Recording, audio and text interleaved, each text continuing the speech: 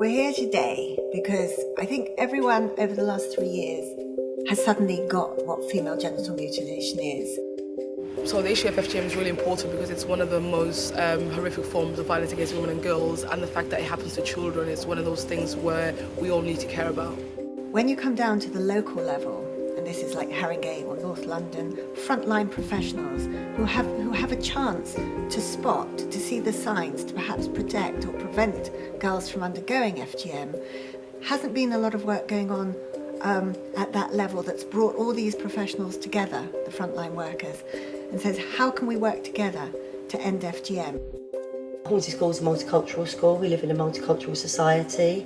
We want a culture where individuality, identity, difference and diversity is discussed and valued and understood.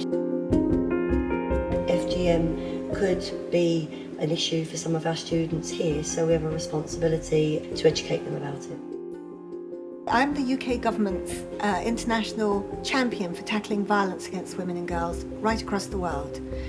And when you look at violence against women, including in the United Kingdom, where you'll get a lot of domestic violence or 2 women a week killed by their partner or ex-partner, you go across the world and you see epidemic and endemic violence against women in every way. One of the misconceptions around FGM is the fact that it's to do with race or culture or so on, but it's actually gender specific, and the reason why girls are cut is because they're girls. Under the last government, it was a cultural eggshell that no one dared to tread on for fear of being accused of racism or intervening in a cultural practice. Those eggshells are well trampled on, and rightly so. This is about child protection and safeguarding. What Lynne has done is she's talked to people, never necessarily talked at, and that's one of the greatest kind of things that I'm grateful for as a campaign and also as an individual. Talking about FGM is very important, but also listening is very important, because within any group or community we need to listen to what they have to say, and that's how we bring about change. The movement had started in Africa a few years earlier. 25 countries in Africa banned it.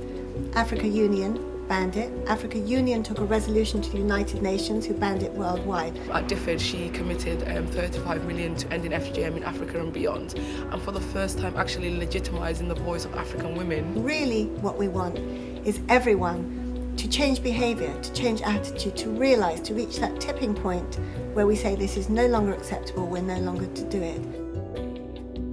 This is a core liberal issue. In the end, female genital mutilation is to do with inequality. It's to do with women's very low place in society, with having no rights, no choice, no control over their own lives. And it really resonates with me. I want a fair society.